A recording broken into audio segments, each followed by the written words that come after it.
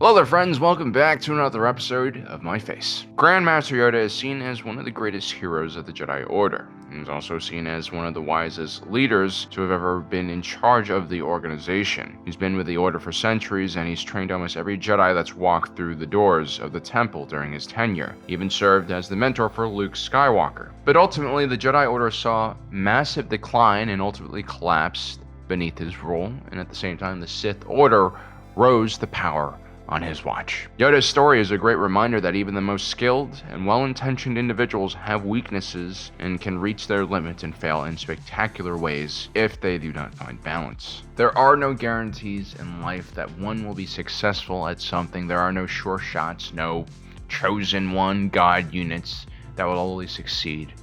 There are just individuals and the circumstances that they go through in life. Dooku was one of Yoda's greatest apprentices and also one of his biggest failures. Dooku understood Yoda better than most, and in a discussion with Darth Sidious in the earlier months of the Clone Wars, he said the following about his former master. The Jedi Order's problem is Yoda.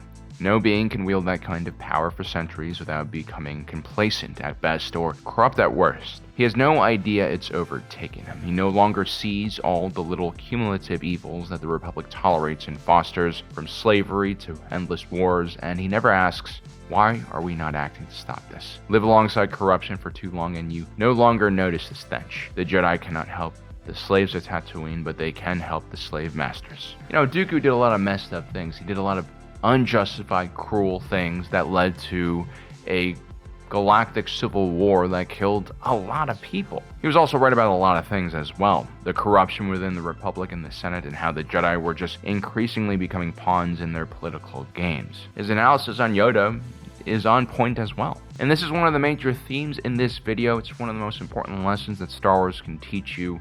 It's a life lesson that I think all of us should learn and be, cognizant about as we go about our daily lives and, meet people and try to judge people. There is a lot of nuance in everything in life. People, things, organizations are not simply good or evil. It is intellectually lazy and also dangerous to assume so. In general, don't trust people who try to simplify very complicated situations with these kind of easier labels, right? Most of the time, things are not that easy to explain, and Count Dooku is a perfect example of this. Dooku was a bad person, but it didn't mean he didn't speak the truth occasionally. In this way, Dooku is not all that different from Luigi Mangione, another very rich kid from an elite family, not from Serrano, but in Luigi's case, an elite family in Baltimore who owns a massive amount of real estate holdings. Luigi got bored of his privileged life. Kids like him usually use their daddy's money to become influencers or DJs or something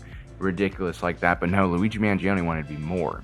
He wanted to be a revolutionary like Dooku. He wanted to make a difference in the world, and so his ego drove him to murder a person who had 2 children and a wife. Unpopular opinion, I think Luigi Mangione is a murdering scumbag. But he does have a point, just like Count Dooku did about the Republic. The healthcare system is completely fucked. And, Brian Thompson, while sheltered by the corporate system, has a lot of blood on his hands. United Healthcare was responsible for, they reported denying up to 10% of their insurance claims, which means that thousands of people potentially died because of this from otherwise treatable illnesses. But here's the thing, just like how Dooku led all those separatists to ruins and disaster in the Clone Wars, killing Brian Thompson ultimately does nothing. Luigi Mangione threw away his life of privilege, a life that many of us wish we had, for absolutely nothing, for a little bit of ego, for his moment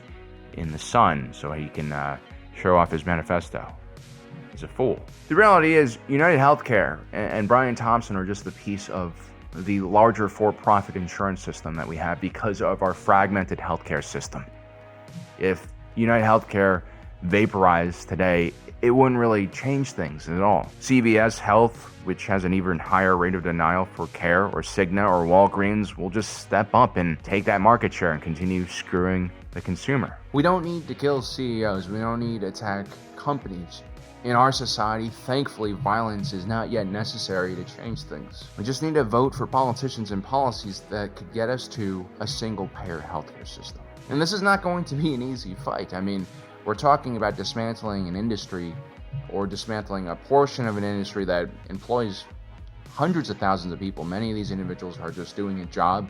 They've done nothing wrong, but they would have to go in this situation. We also need to make campaign finance reform so that we can get money out of politics, so that we can actually go in and dismantle these types of corrupt and parasitic structures within our society. We have to ignore these populists who claim universal healthcare is communism, or it's some evil socialist system, or that it's inefficient compared to the system we have right now, because we spend more money on healthcare than any country in the world, and our outcomes are definitely not very good. And so, as an individual who you might label as a fiscal conservative, as someone who wants good governance, who wants balanced budgets, I can assure you I think this is really the best way forward. So anyway, back to Dooku. He was right about Grandmaster Yoda. In the quote I read earlier about him, he doesn't directly criticize Yoda's personality or his policies in a specific way.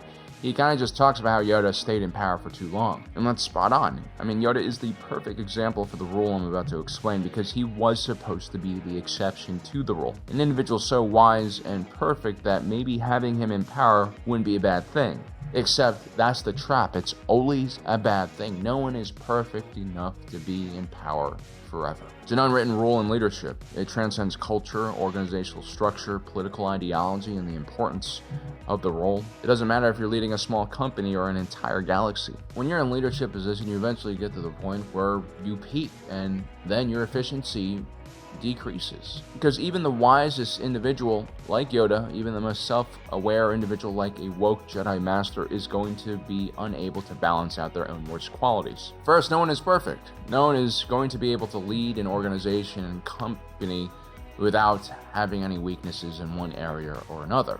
And the longer they stay in power, that weakness becomes more and more impactful. Let's say leader A is really good at fighting against corruption, and so he spends his first 4 years in office successfully getting rid of legislators who are taking bribes from political or business interests. He manages to do this by exerting some very forceful executive actions, but it's accepted by the populace that it's the only way you can get rid of such corruption. And so by the end of his second 4 years in office, he's basically eliminated corruption, and he's extremely popular, and he uses that political popularity to eliminate term limits. And he says, hey, I'm going to stay on for another 4 years. And it's in those last 4 years he uses that same forceful executive power to not get rid of corruption, but to pass on maybe policies that he personally really likes, like, banning sugary drinks from cafes in Coruscant, or limiting blaster ownership to only a specific group of people on Coruscant. And remember, he's doing this, he's using the same executive power he used to crush corruption to go after these more trivial pursuits, and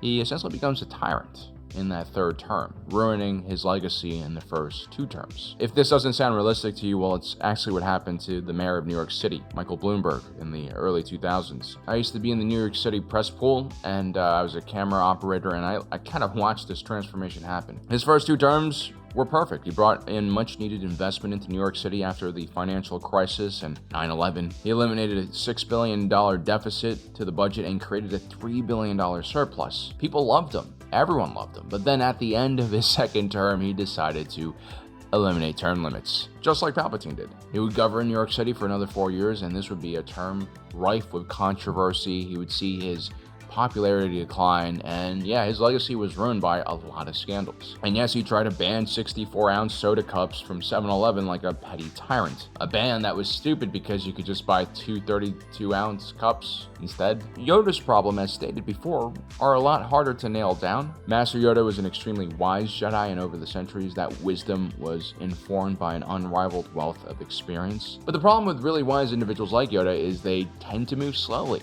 They aren't impulsive. They don't have the passion of youth, and in some situations it's actually better to have those things. But to live for centuries is to understand that the world is chaotic, and oftentimes there's very little you can do to actively change how things will turn out. The best you can do often is just give people support and guidance, which is what Yoda always did. This is what kind of made him a great leader. I mean, he never forced people to do things, really. He was always kind of hands-off and provided guidance from afar, like a good coach would. In this way, he tried to actually self-regulate his power, but even people who do self-regulate and try to share power are unable to counter the effects bereft completely of their influence. In Yoda's case, he surrounded himself with a High Jedi Council full of very traditional, like-minded Jedi, individuals like Mace Windu, Ki-Adi-Mundi, Obi-Wan Kenobi. And although Yoda did not exercise executive privilege like a tyrant, the collective body of the Jedi Council did act in this manner. By simply limiting his own power in these discussions and taking a more passive role in debates as a listener didn't necessarily make it easier for opposition voices to be heard in the Jedi Council. This included individuals like Qui-Gon Jinn, who always had a very different view of the Force, but ultimately was right about a lot of things. In Yoda's defense, he did try to bring Qui-Gon Jinn into the Jedi Council where his unorthodox views of the Force could be heard, but by the time he made that decision, it was already way too late. And in the novelization of The Revenge of the Sith, we see that Yoda did understand that the enemies of the Jedi were near and also changing their tactics, and at the same time his own adherence to tradition had made the Jedi inflexible and unable to adjust to the new threats that presented itself. Yoda was too wise to act rashly against these unknown threats because he didn't really know concretely what these threats were, and he was always afraid of going to the dark side because of an extreme reaction, but maybe that's exactly what he needed to do. But by being so passive, he allowed his Jedi Order to be maneuvered into the perfect trap. That was Order 66. At a certain point, even if Yoda did know that Palpatine was the Sith Lord, any move that the Jedi made on the Chancellor would have triggered Order 66, or some variation of it, along with potentially starting a civil war. Bloomberg's other problem was that when you stay in power for too long, you eventually, in one way or another, end up getting rid of your opposition, the people who challenge you, who keep you in check, who keep you honest and on your toes. When one becomes an extremely popular leader, as Bloomberg was in his first few terms, performing well with both Democrats and Republicans, or in the case of someone like Palpatine who just destroys his opposition by arresting them, something begins to happen to your leadership style. Without constant challenges, without constant battles to get things done,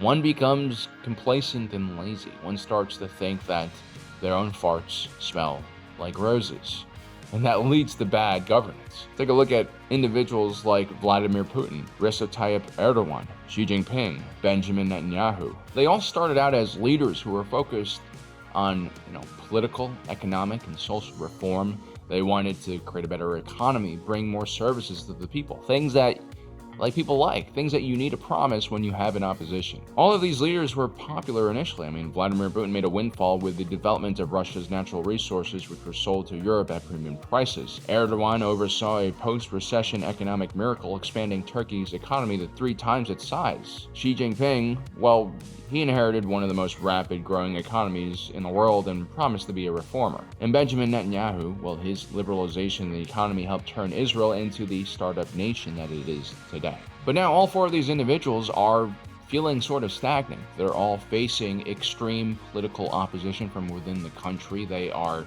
also facing economic downturn and civil unrest. And I would argue that it's not because of one shared personality trait that these individuals have or a policy that they have. These leaders are all quite different. They're in different situations, but they've all stayed in power for way too long. They've passed their expiration date. Putin has realistically been in power for almost a quarter of a century. Erdogan has been in power for 2 decades, Netanyahu just under 2 decades, and Xi Jinping has been in power for 11 years, but wants to be leader for life. And what you see with leaders like this is once their initial social and economic and political reform ideas fail, they all start doing the same thing. They start looking to consolidate political power. They start cracking down on their opposition, destroying them, jailing them in some extreme cases. And suddenly politics becomes a game not for them to win control so that they can pass policies, but it becomes everything. Politics is then the tool for their survival, and that is really the only thing they really care about.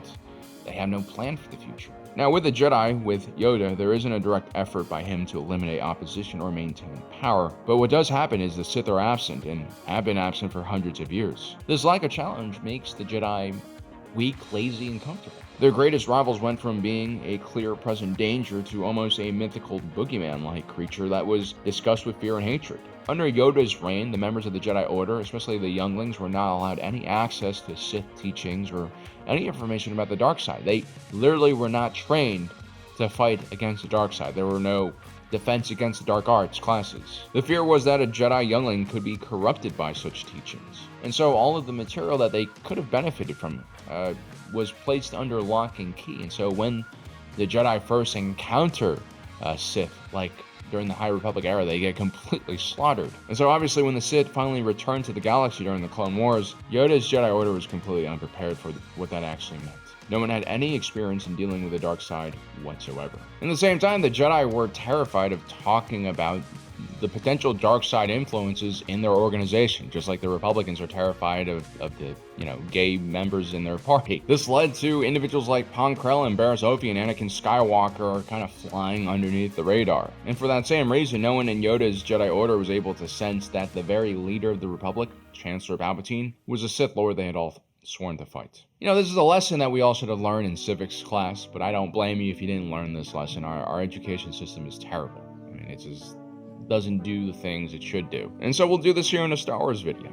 Term limits are crucial for any leadership position, something that George Washington naturally understood, and something we codified into law after FDR's 4 terms in office during World War II. Term limits are important no matter how skilled a leader claims that they are, how good of a person they claim to be. Whether you're Yoda, Gandalf, or Albus Dumbledore, or Korean Jesus himself, balance in leadership and governance is important. When you go too far to the right, you want to go to the left.